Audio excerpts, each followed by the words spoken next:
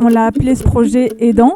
Comme ça, je pense que c'est assez clair pour tout le monde, mais c'est quand même un acronyme, donc un accompagnement interdisciplinaire des aidants pour les maladies neurologiques rares. Donc, quand on va parler du projet aidant, ce sera ce projet-là qui est destiné à vous, aidants, et qui êtes aidants pour nos maladies. Alors, vous le savez, c'est un projet qu'on vous avait déjà présenté il y a 2 ans à la journée des associations de patients.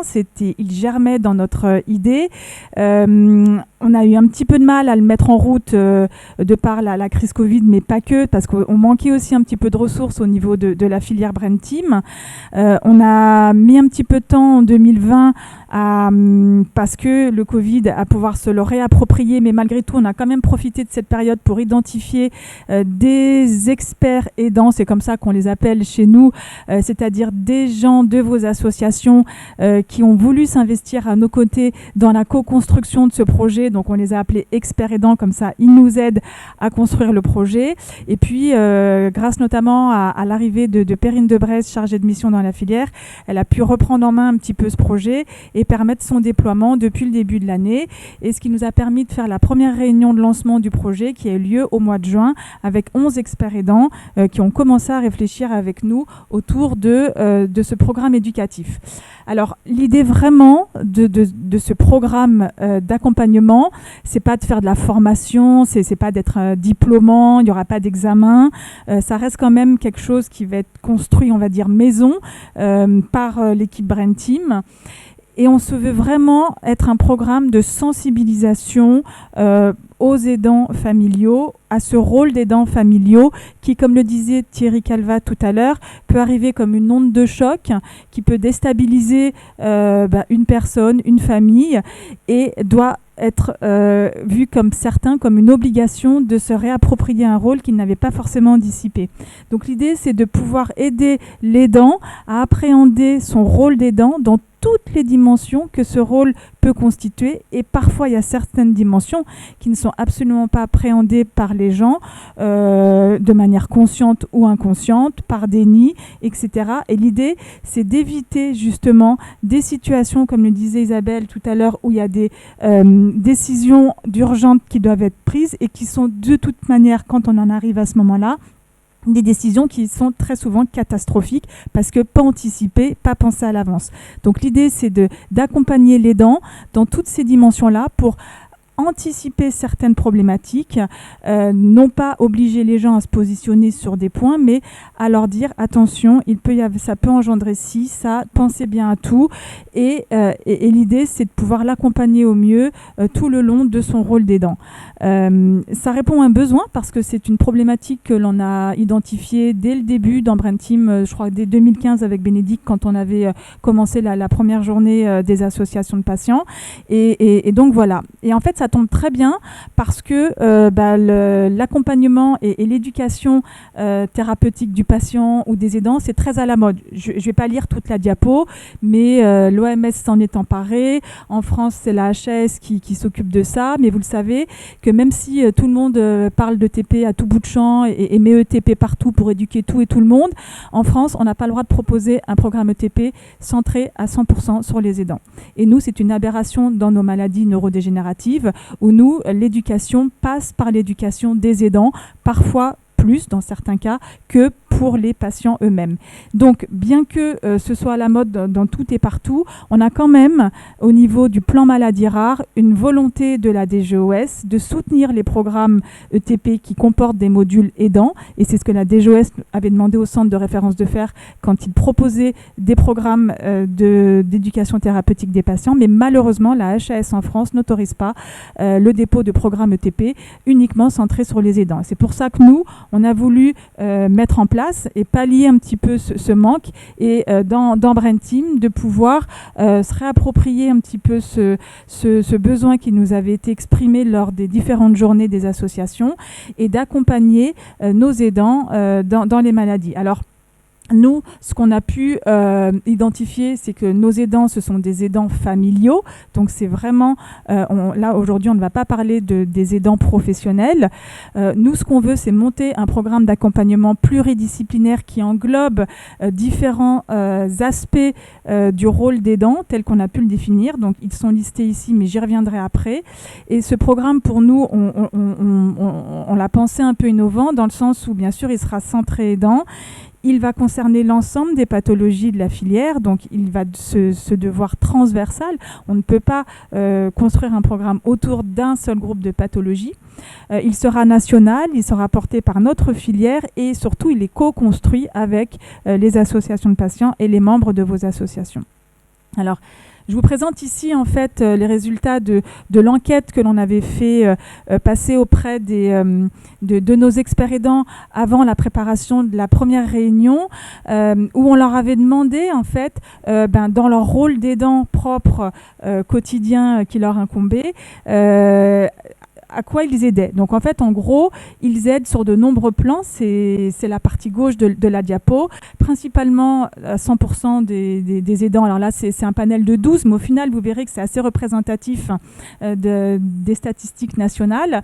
Ils aident dans les activités domestiques, les courses, le ménage, les repas. Tout ce qui est relation avec les professionnels et les prestataires de services autour de l'aider. Tous les déplacements, les soins, les prises de médicaments, etc.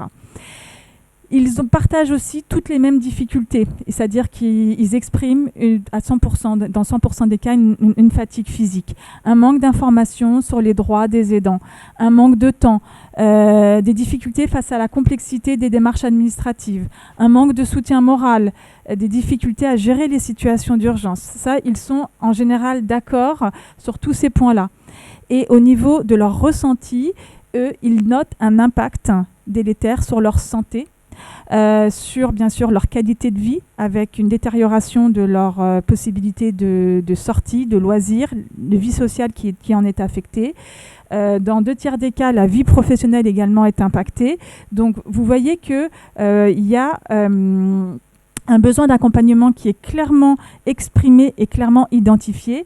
Et c'est à partir de ce questionnaire-là que l'on a pu identifier les besoins d'accompagnement pour les aidants et qui vont nous permettre, qui vont commencer à poser, si vous voulez, les premières bases de la construction du programme aidant. Alors, les experts aidants nous ont exprimé que ce qui pourrait leur faciliter la vie en tant qu'aidant, c'est bien sûr plus d'aide financière ou matérielle. On vient de parler des maisons de répit à développer, enfin tout ce qui a trait au répit. Un soutien psychologique, une assistance pour tout ce qui est support d'information et de communication, et puis des formations et la prise en compte par l'employeur de leur qualité d'aidant. Et en fait, l'ensemble de cette expression de besoin a donné lieu, sur la partie droite de la diapo, aux pistes d'accompagnement possibles qui pouvaient être proposées dans le cadre de cette formation aidant, avec en fait qui a été plébiscité un module qui concerne le répit et le bien-être, un module concernant l'accompagnement médico-social, l'accompagnement psychologique, le soutien juridique, la fratrie, du coup, on l'a changé en tout ce qui concerne la médiation familiale, et puis la conciliation avec la vie professionnelle qui, au final, a été réintégrée. Donc, à partir de là, on a construit en fait le programme d'accompagnement aidant autour de 6 modules et on est actuellement en train de construire le contenu des modules avec les experts qui nous aident à co-construire ces contenus avec nos experts aidants. Donc on espère pouvoir proposer la première session courant 2022. Il faut savoir que même si on propose aujourd'hui un programme d'accompagnement en 6 modules, on n'obligera pas les gens qui vont s'inscrire à cette formation à assister aux 6 modules, mais on demandera au minimum de participer à 4 des 6 modules proposés. Et en fait, actuellement, nous sommes en train de travailler le contenu de chaque module lors de réunions préparatoires avec l'expert qui a été repéré pour animer le module et puis les experts aidants. Donc nous avons un premier module qui concerne l'accompagnement psychologique, qui va être coordonné par les 2 psychologues coordinatrices de notre Centre national de ressources psychologiques Brain Team, qui sont Claire-Cécile Michon et Anne-Laure Ramelli, et qui sont aujourd'hui présentes parmi nous. Donc je les en remercie, elles interviendront peut-être tout à l'heure. Donc là, on a déjà fait une première réunion avec les experts aidants pour travailler la construction de ce module. Nous aurons un deuxième module concernant le soutien juridique qui sera assuré par Juris Santé, qui vous a déjà été présenté par Isabelle Momy tout à l'heure comme structure experte. Nous aurons un module sur la conciliation avec la vie professionnelle qui va être animé par la Maison de l'Emploi et de la Formation Juris Santé, et puis 2 experts aidants également de notre réseau. Nous aurons un module concernant la médiation familiale et nous serons accompagnés par la Fédération nationale de la médiation et des espaces familiaux. Un module concernant l'accompagnement médico-social qui sera animé par Isabelle Momy. Et puis enfin un module santé-bien-être qui sera animé par l'Association française des aidants, et puis également une psychologue qui va pouvoir apporter une expertise concernant des techniques de bien-être. Donc, comment s'organisent en fait ces réunions où on prépare le contenu des modules? Eh bien, on discute du format qui est le plus adapté au module. Est-ce que c'est en présentiel, en distanciel, est-ce que c'est en hybride? La durée du module, est-ce qu'on le construit sur une journée, sur une demi-journée, en sessions distinctes? Combien de participants? Alors on est parti sur un nombre de participants aux sessions restreints. On ne veut pas de sessions collégiales pour que ça puisse faciliter les échanges et les interactions. Donc entre 10 et 15 personnes selon les thématiques des modules. Et puis surtout, bien sûr, en trame de fond, ce qui est discuté, c'est vraiment les thématiques et les sujets de fond à aborder. Alors je vous présente ici un petit peu le compte-rendu qui a été fait à l'issue d'une de ces réunions préparatoires concernant l'atelier ou le module selon qu'on l'appelle médico-social. Donc là, on a discuté du format, et là, on a acté que ce serait soit en présentiel, soit en distanciel. Le participant pourra choisir le format le plus adapté à sa situation. On a convenu que quand ce serait le format en présentiel, sur une journée totale, et puis quand ce sera le format en distanciel, ce sera sur 2 sessions de 2 heures, qu'on ne dépasserait pas les 15 participants, qu'en amont de ce module, on proposerait lors de l'inscription de remplir un questionnaire de recueil de besoins pour le participant qui sera envoyé en amont pour bien identifier et bien cerner en fait qui est le participant, quel est son besoin, et pouvoir mieux orienter le contenu de la thématique et permettre à l'animateur du module de mieux répondre un petit peu aussi aux besoins des participants. Et puis comme vous pouvez le voir là, on avait travaillé sur 4 grands aspects à aborder au niveau thématique qui ont été actés avec les experts aidants. Donc voilà un petit peu comment se passent nos réunions de préparation. À l'heure actuelle, nous avons réussi à en faire 3, où on a pu comme ça un petit peu s'accorder sur le format, c'est-à-dire le fond et la forme. Et là, très prochainement, nous allons faire des réunions concernant les 3 derniers modules. On espère que d'ici la fin de l'année, on aura comme ça travaillé le contenu de tous les modules, ce qui nous permettra de proposer des dates pour le lancement de la première session de formation durant le premier trimestre 2022. Alors concernant le module santé-bien-être, ça va être un module qui sera proposé par et accompagné par l'Association française des aidants, en la personne de Lucie Boulier, qui est chargée de développement et de suivi des cafés des aidants. Et elle m'avait envoyé une petite vidéo. Je ne vais pas pouvoir la passer là pour des raisons techniques, mais nous disposerons dans la page interactive qui est dédiée à la journée 3 vidéos que l'Association française des aidants a bien voulu nous transmettre et qui présenteront un petit peu leur rôle, leur accompagnement dans nos missions Brain Team. Et puis vous retrouverez la vidéo de Lucie Boulier. Donc voilà un petit peu pour le programme aidant, comment il s'articule. Là, je vous ai remis un petit peu le rétro-planning de notre projet. C'est compliqué à construire, surtout qu'on n'est pas aidé par un organisme extérieur. On essaye de tout faire nous-mêmes. Et je ne vous cache pas que jusqu'à maintenant, c'était Perrine Debrez, notre chargée de mission, qui avait vraiment coordonné la mise en place du projet. Elle nous a quittés en début novembre. Donc là, on se retrouve un petit peu sans ressources humaines dessus. Donc on essaye de reprendre avec Bénédicte les choses. Donc pardon pour les petits retards et il va y avoir des petits bugs de coordination. C'est parce qu'on peut pas tout faire avec Bénédicte, mais on va essayer de mener à bien le programme. Si vous regardez un petit peu le rétro-planning, là où on en est actuellement, on en est là, à la fin des réunions avec les prestataires et les experts aidants pour travailler sur les sous-modules. On espère pouvoir un petit peu terminer ces réunions-là et on va communiquer autour du projet dès la fin de l'année ou en début 2022. En tous les cas, ne vous inquiétez pas, vous serez informés du lancement du programme. On va en faire une communication sur notre site internet, sur nos réseaux sociaux et on vous enverra en tant que président, à chaque président d'association de patients qui fait partie du collectif Brain Team, un petit mot que vous pourrez à loisir rediffuser et transmettre à vos membres associatifs.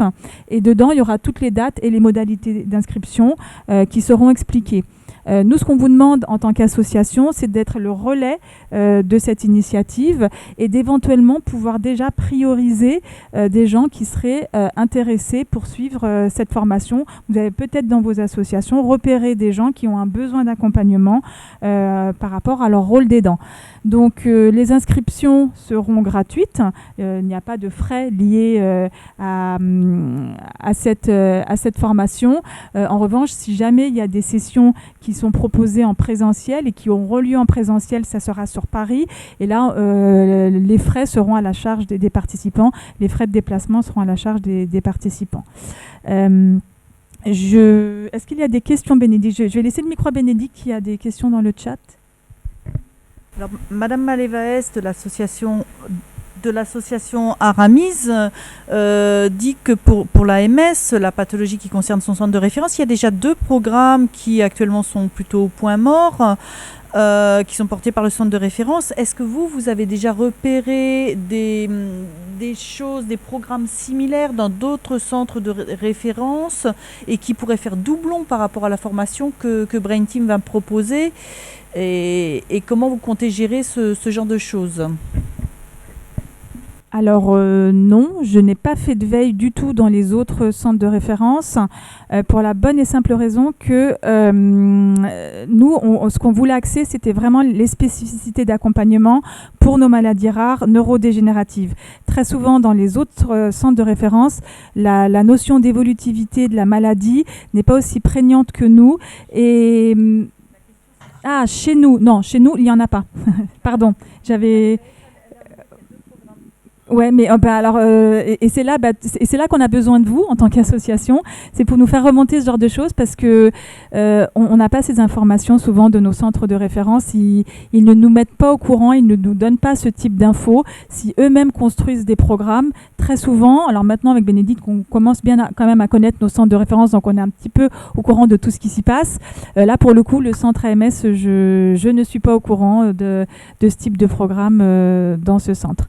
Donc, alors, je vous enverrai, Sophie, les informations. Pour l'un, il s'agit d'un programme d'éducation thérapeutique du patient, mais qui fait une large part à l'aidant, qui est une adaptation d'un programme Parkinson, mais qui recouvre plusieurs de vos thématiques. Et pour l'autre, il s'agit d'un programme qui a été financé par la Fondation Maladies Rares et qui est porté par le docteur Foubert-Samier à Bordeaux, qui vise à réintégrer le binôme patient-aidant dans son environnement social, familial, etc., avec l'aide de psychologues, et qui s'appuie beaucoup aussi sur notre présence, notre travail, ce qui est très difficile compte tenu du format de notre association, mais je vous enverrai les éléments là-dessus. Alors, en fait, alors du coup, les deux programmes que vous mentionnez, je les connaissais. En fait, le programme ETP que vous mentionnez, c'est un programme qui est en cours effectivement de construction dans le centre de référence de Toulouse. Donc, à ma connaissance, il n'est pas encore terminé d'être construit, mais effectivement, il sera à disposition. Il y a une large part des aidants, mais encore une fois, c'est ce que je disais, il est quand même, ça reste un programme ETP qui est porté par un CHU dans un cadre hospitalier et qui est quand même centré sur le patient pour une maladie. C'est vrai que nous, ce programme aidant, Brain Team, il est transversal à toutes nos pathologies et il n'y a pas besoin de passer par un programme ETP classique pour être admis dans notre programme. Et effectivement, le programme que vous mentionnez avec le docteur Breffel-Coubon, qui avait fait l'objet d'un appel à projet de la Fondation Maladies Rares, on en avait parlé lors d'une de nos journées associatives il y a quelques temps. Je crois d'ailleurs c'était dans notre journée des associations qui concernait l'ETP. Et effectivement, j'avais présenté aussi cette initiative, mais encore une fois, qui ne s'adressait qu'aux patients AMS. Et c'est vrai que nous, là, on s'adresse à l'ensemble des pathologies et des publics de la filière. Mais je vous remercie de me les rappeler parce qu'effectivement, je les avais omis. Merci beaucoup.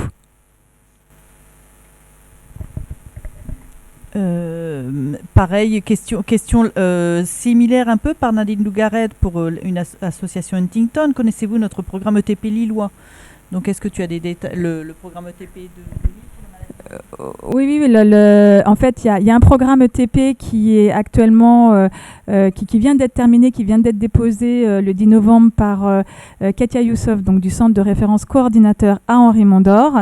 Et effectivement, le centre constitutif à Lille est aussi porteur d'un programme ETP concernant la maladie de Huntington. Mais ça, je pourrais en parler pour chacun des centres Brain Team. Aujourd'hui, chaque centre Brain Team est en train de construire un programme d'éducation thérapeutique du patient et certains des programmes, comme d'ailleurs le Huntington ou celui qui est porté par le CHU d'Angers pour les ataxies cérébelleuses, se nationalisent et partagés par les autres centres.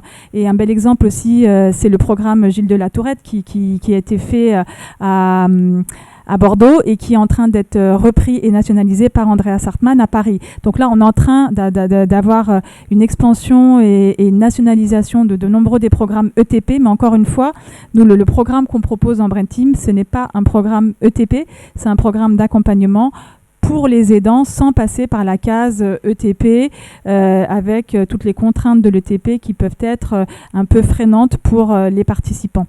Donc voilà. Je vais peut-être laisser deux mots la parole. Je ne sais pas, Claire-Cécile et Anne-Laure, est-ce que vous vouliez intervenir ou redire deux mots par rapport au programme aidant ou... C'est pas obligé, hein, c'est pas...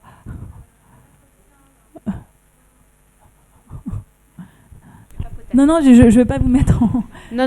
On est ravis d'être présente déjà. On est ravis d'avoir entendu tous ces échanges cet après-midi. Et que dire sur le programme que ça va être en construction, que j'ai même pas souvenir en fait, je t'avoue, de si on avait décidé que c'était en présentiel ou à distance. Je me souviens que ça nous avait posé une grande question métaphysique et je ne sais même plus. Pour les deux possibilités. On avait statué pour les deux. Voilà, vous aurez le choix, donc c'est parfait. Non, je sais plus. Après, sauf si vous avez des questions, on peut y répondre. Mais là, comme ça... Il y a Jean-François Mitten. Vas-y, Anne-Laure. En fait, pour faire un petit lien avec la présentation précédente du sociologue, je dirais que nous, dans le module psychologique, ce sur quoi on va mettre l'accent, ça va être sur toute la question de l'adaptabilité, puisqu'il disait justement l'idée, c'est de un aidant durable, ou je ne sais plus ce qu'il disait... Mais en tout cas, c'est cette idée. On va travailler de manière transversale et en amont pour travailler sur les freins à la sollicitation, à la réception de l'aide, sur tous ces éléments-là. C'est ce qui va être travaillé notamment dans notre module.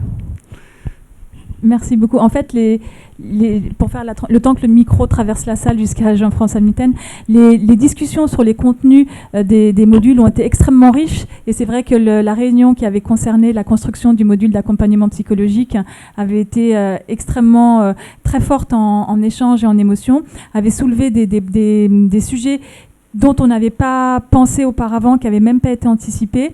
Et on s'est dit, et je pense qu'on l'a redit dans les autres modules d'accompagnement, que ça pouvait donner lieu à des webinaires spécifiques ou à des modules complémentaires qu'on proposerait en complémentarité de ce programme aidant. C'est-à-dire qu'il y a certaines thématiques qui ont été évoquées lors du module accompagnement psychologique, dont les participants ont préféré ne pas avoir abordé de manière, entre guillemets, spécifique dans ce module-là, parce que trop intime ou trop personnel, et que du coup, on a décidé de détacher cette thématique et de la consacrer au sein d'un autre temps qui serait spécialement dédié à cette thématique particulière. Donc, je pense que ce programme aidant et les thématiques qui vont être abordées vont donner lieu, au final, à plein de petits webinaires satellites qui vont naître comme ça au fil de l'eau dans Brain Team, où on pourra aborder de manière beaucoup plus spécifique, en fait, un point précis et répondre à des besoins. Et je sais qu'au niveau du juridique aussi, ça a été évoqué. Donc, je pense que c'est quelque chose qui va se faire. L'idée, c'est que là, en fait, c'est un programme qu'on fait entre nous, hein, donc on est complètement libre de faire ce qu'on veut. Et effectivement, nous, l'idée, c'est de s'adapter à la demande, aux besoins. Encore une fois, les échanges qu'on peut avoir dans ces réunions de préparation sont extrêmement riches. Et nous, l'idée, c'est on note tout et on se dit, bon, OK, on va faire ci, on va faire ça. On va rajouter un petit webinaire en plus. On va rajouter un temps.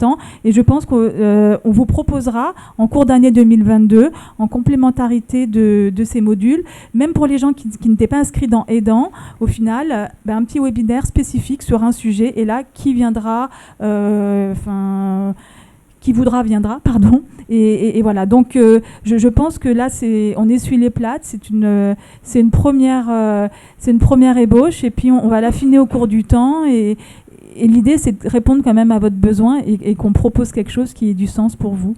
Je ne sais pas si vous vouliez compléter, Claire-Cécile et Anne-Laure.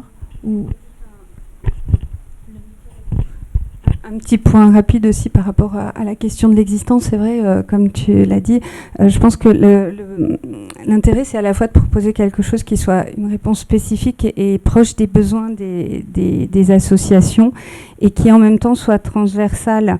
Par rapport, je pense notamment, on en avait parlé ensemble au programme pour les aidants qui est développé par France Parkinson, le programme à 2 pas, dont certains des points sont finalement proches de celui qu'on va développer là dans le cadre du programme aidant, mais pour autant qui met quand même l'accent sur notamment la spécificité vraiment de l'aide à apporter dans cette maladie-là, alors que là, nous, on envisage des choses quand même sur des thèmes plus transversaux, quoi, qui permettent de prendre un peu de distance aussi. Je crois que c'est une des principales caractéristiques du programme. Merci. Alors, le micro retraverse la salle jusqu'à Jean-François Mitten. Et là, je vais laisser Jean-François Mitten parler. Très rapidement, mais je voudrais juste rappeler que il y a 2 mois, quelque chose comme ça, on avait été contacté par 2 psychologues qui voulaient nous parler du syndrome Gilles de la Tourette. Bon. Alors, on s'est un peu interrogé, parce que comme toujours, au niveau syndrome Gilles de la Tourette, on se méfie beaucoup des psychologues. Bon, on en a parlé.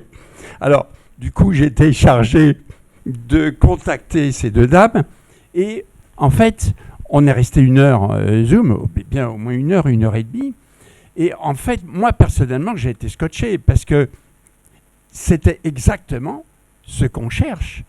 En termes, parce qu'il faut reconnaître que le syndrome Gilles de la Tourette est un peu spécial. C'est très psychologique, psychique, et c'est très particulier en même temps. Donc, en fait, on a eu un échange tout à fait intéressant. Je crois que je vous ai dit un peu ce que c'était, et je crois que le message que j'en ai ressorti, c'est ce que vous venez d'évoquer, c'est que justement, vous avez une flexibilité qui vous permet de vous adapter un peu à notre maladie. Et ça, je trouve que c'est précieux. Alors maintenant, évidemment, on est fin 2021, il va falloir qu'on reprenne contact, voir comment on peut organiser quelque chose. Mais je dois dire, justement, je n'ai pas pu faire encore un compte-rendu complet au comité parce que j'étais absent, etc. Mais Olivier Maréchal m'a dit, écoute, il faut qu'on en reparle parce que c'est important. Merci Jean-François. Effectivement, l'idée c'est comme Anne-Laure le disait, c'est de pouvoir... je suis en train de les fusionner les deux là. C'est que nous, on reste dans le transversal brain team. Effectivement, on doit un petit peu s'extraire de la spécificité d'une maladie pour englober le plus de nos pathologies et parce que quand même certains retentissements de nos maladies sont quand même très communs. Malgré tout, on doit quand même ne pas oublier l'individualité. Et c'est pour ça que notre programme, il sera beaucoup moins contraignant qu'un ETP parce que y aura moins de sélection, mais qu'on demandera à tous les inscrits, au moment de l'inscription, de nous remplir l'inscription de chaque module, de nous remplir un petit questionnaire. Alors, c'est pas pour aller transmettre aux renseignements généraux, mais c'est pour éventuellement mieux les connaître, savoir si eux-mêmes ils sont malades ou pas, s'ils sont aidants d'un enfant, d'un parent, d'un frère, d'avoir un peu leur carte d'identité d'aidant, est-ce qu'ils sont toujours en activité professionnelle ou pas, voilà, pour un petit peu mieux cerner leurs besoins. Et avec des questions un petit peu précises qui sera relatif à chaque module, pour un petit peu mieux brosser leur profil et quand même s'adapter. Et ça, ce sera le rôle des experts. Donc, je me tourne vers Isabelle qui animera le module médico-social ou Claire-Cécile ou Anne-Laure pour le module accompagnement psychologique. Mais comme ça, les animateurs des modules pourront quand même s'adapter.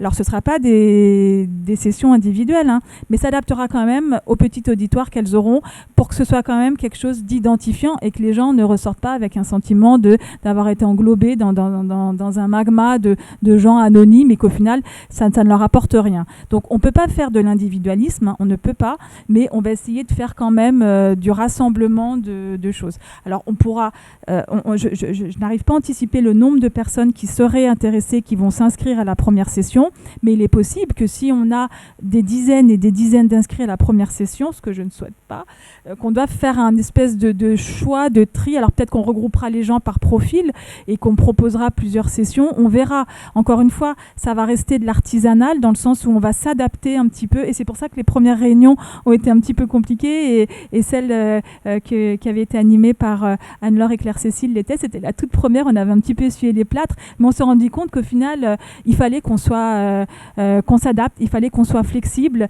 et qu'on s'ajuste. Par exemple, la question du format, elle est toujours débattue lors de chacune de nos réunions de préparation parce que y a des modules pour lesquels c'est impossible de se dire on fait du distanciel total, d'autres c'est impossible de faire de format hybride, de l'autre c'est possible de scinder en 2 sessions différentes. Par exemple, pour le module accompagnement médico-social, il y aura une session présentielle et une session distancielle. Pour le médico-social, ce sera comme ça. Enfin, on va essayer de faire un petit truc aux petits oignons avec les limites quand même que ça impose, hein. On ne va pas non plus pouvoir faire du sur-mesure à chaque fois, mais on va essayer de s'adapter et c'est pour ça que, en ce sens, ce n'est pas un programme ETP parce que les programmes ETP sont contraints et nous, on va essayer de ne pas l'être. Voilà. Intéressant. Et ensuite, je me demande, serait-il possible d'avoir un webinaire quand ce sera à peu près bien ficelé, de façon à motiver la base? Vous croyez qu'il y a besoin de motivation? Là, c'est pas suffisant. Je pense que oui. Je pense que oui. Oui, d'accord. Pas de souci. Peut-être que quand on lancera effectivement la campagne de communication et on fera un petit teaser et peut-être qu'on organisera un petit webinaire d'une demi-heure pour expliquer aux gens, présenter la chose. Comme ça, les gens viendront et puis on leur expliquera, ils poseront les questions et puis ils verront si ça colle avec ce qu'ils avaient imaginé et tout de suite après, ils se précipiteront pour s'inscrire. Ce sera merveilleux. On va faire ça, bonne idée, je le note. Merci. Je ne sais pas si Christophe est connecté et s'il nous écoute ou pas, s'il veut rajouter quelque chose par rapport à ce qui s'est dit ou pas. Je ne veux pas le forcer à parler. Je suis connecté, je ne sais pas si vous m'entendez. Très bien. Non, j'ai rien de plus à ajouter. Je trouve tout ça très intéressant et voilà, je pense qu'on voit l'avancée de la filière, cette thématique des aidants et ce travail qui est fait. Donc non, je ne peux que féliciter tous ceux qui se sont impliqués dans ce projet et dans ces projets très intéressants. Alors peut-être Christophe, on peut, avant de clôturer la journée, revenir vers nous? Oui. Et peut-être 2 mots sur la prochaine relabellisation des centres de référence qui aura lieu l'année prochaine? Oui,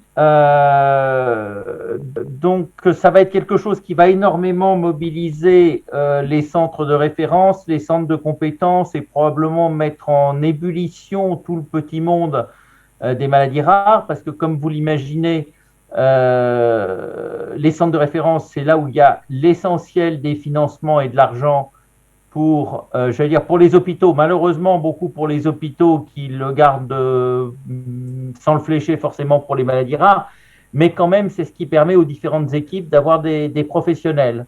Donc, pour les équipes qui sont déjà labellisées, l'enjeu, ça sera de maintenir leur labellisation, qui, je pense, pour la majorité des 30 centres de Brain Team ne posera pas de problème majeur. Il y en a probablement quelques-uns qui seront plus en difficulté, soit parce qu'ils étaient un peu à la limite de la labellisation la première fois, soit parce que pour des raisons diverses, les critères ne sont pas tout à fait atteints. J'ai envie de dire que c'est toujours plus compliqué pour un jury de supprimer une équipe qui fonctionne que d'en créer une nouvelle, que de ne pas en créer une nouvelle. La difficulté auquel la DGOS sera très certainement confrontée, et nous également la filière, puisque nous accompagnons et nos centres et la DGOS dans ce processus de labellisation, ça va être l'avalanche des demandes, parce que tout le monde va vouloir son centre de référence maladies rares. Maintenant, contrairement aux premiers appels d'offres où ne répondaient que vraiment ceux qui étaient très impliqués, tout le monde a compris qu'il y avait finalement pas mal d'argent dans les maladies rares par rapport à d'autres plans nationaux. Si vous regardez par exemple le plan maladies neurodégénératives, il y a proportionnellement beaucoup moins d'argent que sur les maladies rares. Donc il va y avoir une avalanche de demandes. Je n'imagine pas qu'il y ait une avalanche de nouveaux centres créés, parce que nous sommes, si vous voulez, la taille du gâteau est fixe. C'est-à-dire que si le jury décide de multiplier les parts, il n'y a pas de souci, c'est juste que les parts seront plus petites. Mais si les parts sont trop petites, non seulement ça ne permet pas de créer réellement une nouvelle activité, mais en plus, ça met en péril les centres qui fonctionnent déjà bien. Voilà. On n'a pas encore trop de précisions sur la manière dont ça va se passer. Le comité qui va suivre ça, c'est le comité de suivi des labellisations au ministère. Donc moi, j'en fais partie comme représentant des filières. Donc on aura, mais comme tout le monde, les informations de la DGOS. La filière va faire dans un premier temps le travail qui est facile, ça va être celui d'écarter les gens qui clairement n'ont pas les critères. Ça, ce job, on l'avait fait la fois précédente et on l'avait bien fait, puisqu'à l'arrivée, on avait eu 100% de réussite à l'appel d'offres. Maintenant, je pense que nous allons avoir un certain nombre de dossiers qui vont nous être présentés, qui correspondront aux critères. Donc, on va les remonter au niveau du ministère, mais il y a fort quand même à imaginer que même avec des bons dossiers, un certain nombre de demandes de création de postes ne passeront pas, parce que sinon, les conséquences, ça serait que tout s'effondre, parce que chaque centre deviendrait tellement fragile et tellement peu doté qu'il ne pourrait plus fonctionner. Donc voilà aujourd'hui, moi, ma vision de la situation. On attend bien sûr, pour affiner cela, les instructions de la DGOS. Le planning est que nous attendons une circulaire de relabellisation avant l'été, pour un dépôt de dossier fin septembre, début octobre, une analyse des dossiers par les filières et puis l'échange avec la DGOS en fin d'année, et peut-être un jury en tout début d'année, sachant qu'il y a une procédure d'appel. Donc, ce que l'on sait, nous, c'est que le rétro-planning voudrait que l'arrêté de labellisation puisse être pris au plus tard fin mars 2023, afin que les délégations budgétaires puissent être données en première circulaire budgétaire, qui est fin avril, début mai.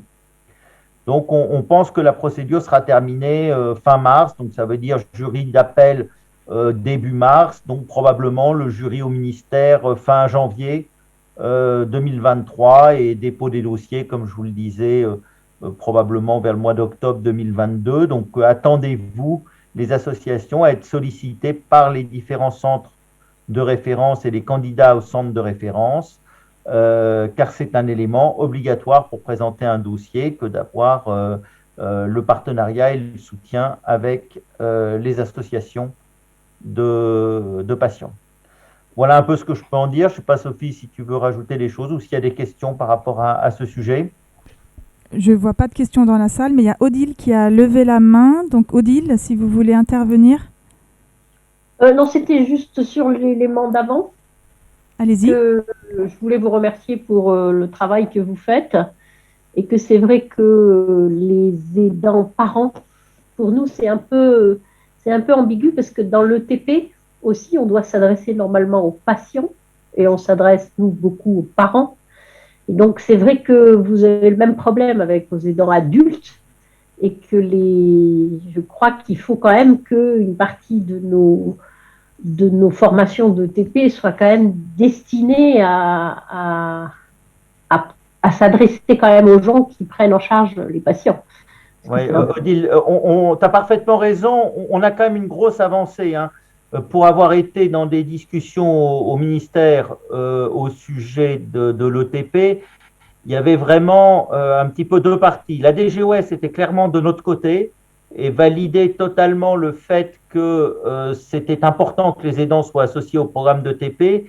Et au départ, on avait un blocage absolument complet de la Direction générale de la santé qui restait figé sur ses positions.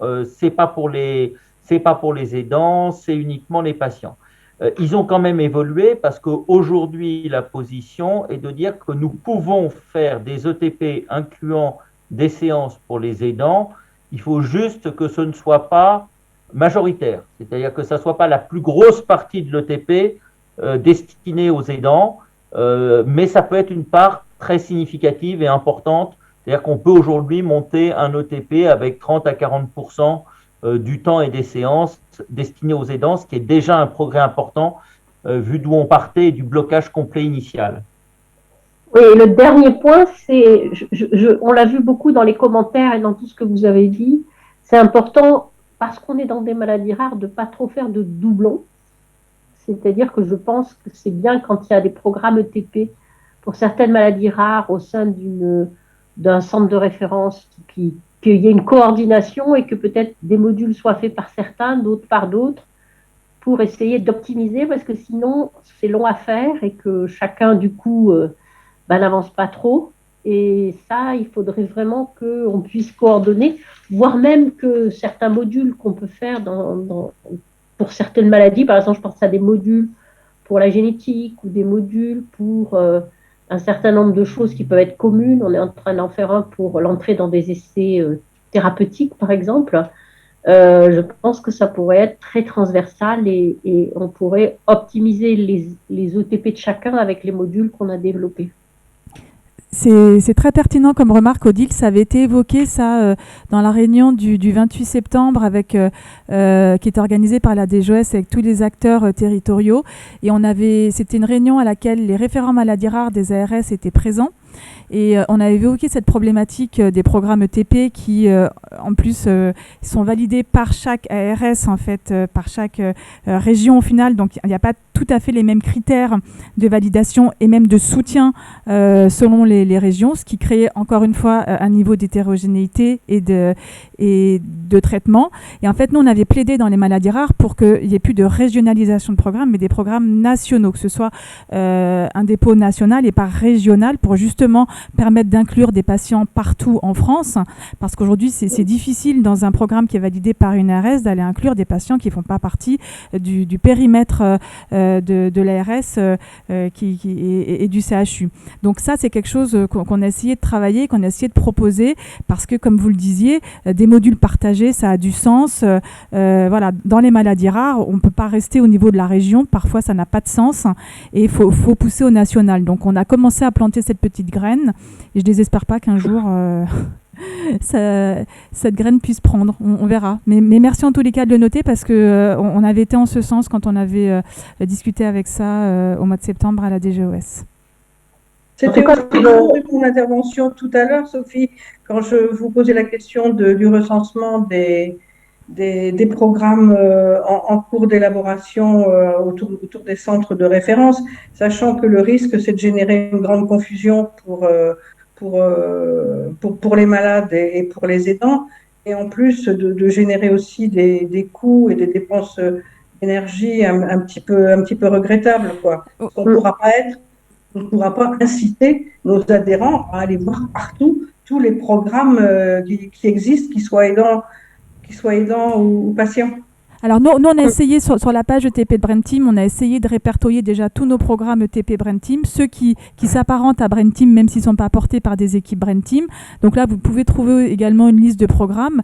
Ce qu'on a fait quand on a demandé au centre de référence qui avait répondu à l'appel à projet de la DGOS pour construire et proposer des nouveaux programmes ETP, c'était de pouvoir partager ensuite après leurs modules avec les autres centres de référence quand c'était le cas. Et c'est ce que je disais tout à l'heure pour les ataxies. Le programme qui a été élaboré par le CHU d'Angers est en train d'être dupliqué actuellement à Paris, éventuellement à Bordeaux, à Strasbourg. Le Gilles de la Tourette, il est en cours, le Huntington éventuellement aussi. Donc on est en train de mutualiser comme ça des ressources au niveau de Brain Team. Nous, ce qu'on met aussi à disposition à Brain Team, c'est un outil pour aider les équipes à gérer le développement et la mise en place de leur programme ETP. C'est un logiciel en fait de gestion de programme ETP qui peut être partagé par des équipes qui sont à distance avec un support pour accéder au e-learning et au contenu en fait dématérialisé de certains des modules ETP pour justement pouvoir les faire à distance et justement pouvoir inclure des patients